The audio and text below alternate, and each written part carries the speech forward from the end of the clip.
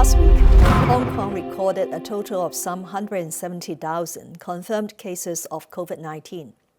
Since the onset of the current wave of the epidemic on December 30th last year, the accumulative total has surged to over 158,000, which is an alarming 12 times more than all confirmed cases recorded in the past 2 years. As we have seen, this highly transmissible Omicron variant has been ravaging the whole world, leading to exponential growth in infections. In the face of such an unprecedented and challenging epidemic situation, I'm grateful to the people of Hong Kong for staying calm, complying with our various anti-epidemic measures, undergoing compulsory testing in an orderly manner, working from home, and going out less. The low people flow in the city over the recent past weekends is testimony to the unity of you all in fighting the epidemic. Hong Kong has been strictly implementing the strategy of preventing the importation of cases and controlling the spread of the virus in the community, and endeavoring to contain the virus by a multi-pronged approach, comprising early identification, early isolation, and early treatment of the infected in pursuit of dynamic zero infection. To tackle the fifth wave of the epidemic, my government has been putting in substantial resources to enhance our capacity on various fronts. Yet, the rapid deterioration of the epidemic has sadly outgrown our existing capacity. At this critical juncture, as the Chief Executive of the Hong Kong Special Administrative Region, I have submitted a report to the central government appealing for national support and outlining specific requests.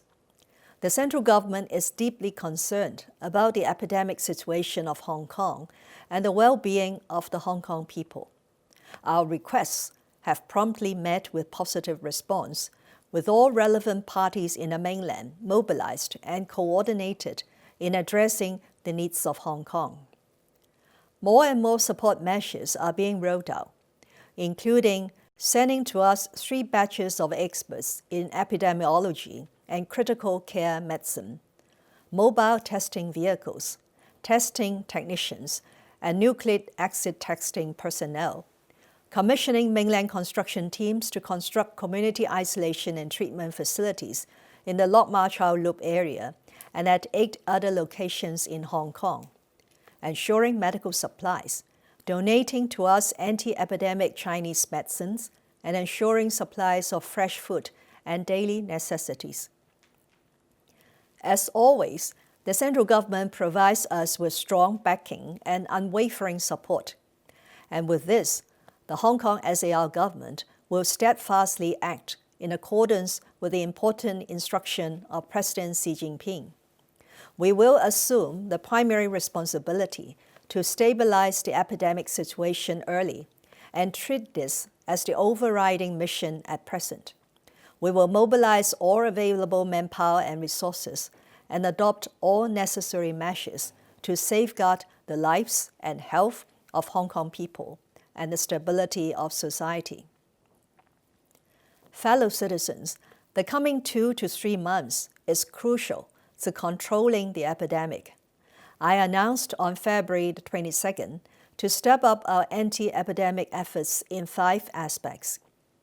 First, to ensure early identification and early isolation, the government is distributing more rapid antigen test kits for wider use in the community so that members of the public could know early whether they or their family members have been infected.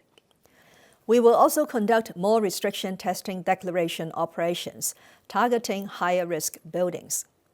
Meanwhile, we are refining the details of the compulsory universal testing to be launched within March in order to cut virus transmission chains in a thorough, speedy, orderly, and effective manner. For those residents who have tested positive, given the huge number of cases, the government will adopt a triage measure by arranging for patients' admission to community isolation facilities or hospitals according to their health conditions, living environment, their household family members, and other factors, and will render special assistance to those citizens still at home, pending admission to isolation facilities or undergoing home isolation. These include hotline for health inquiries, designated clinics for consultations by booking, and transport services by designated taxi. Meanwhile, the government is pressing ahead at full steam to provide more community isolation facilities.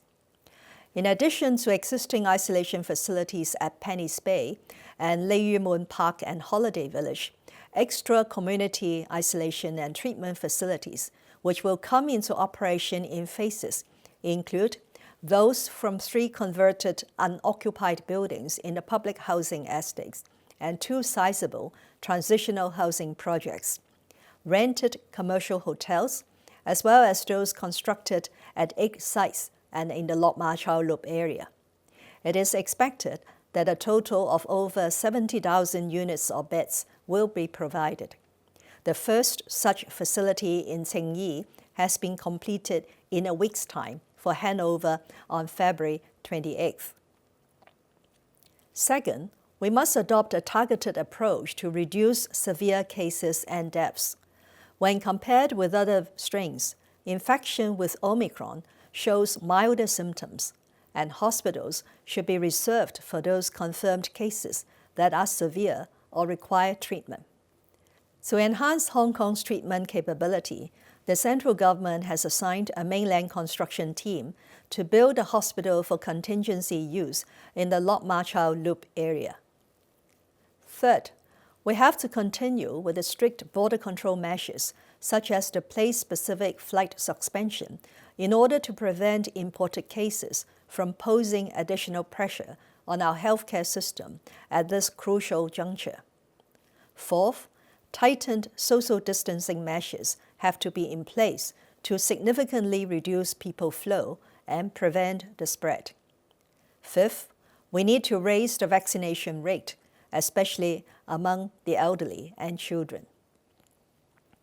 Fellow citizens, my government will continue to mobilize all available manpower and resources and adopt all necessary measures to fight the epidemic. But to win this fight, the support from each and every one of you is the key to success. With your full cooperation, I'm sure our efforts will achieve much greater effects. Our limited resources will go much further, and we will be in one spirit to fight this epidemic. May I once again strongly appeal to you all to observe the following. First, to pay more attention to personal hygiene to reduce the risk of infection. If you have doubt about your health conditions, you should take a rapid test as soon as possible for early identification of infection, if any, to protect your family members. Second, to continue to comply with social distancing measures, avoid going out unnecessarily and joining gatherings, and discuss the rest day arrangement with your foreign domestic helpers employed and appeal to them to stay home.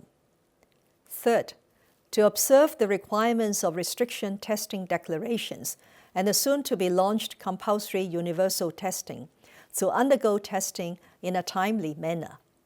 Fourth, to get the jab as soon as possible and arrange vaccination for your elderly and children family members.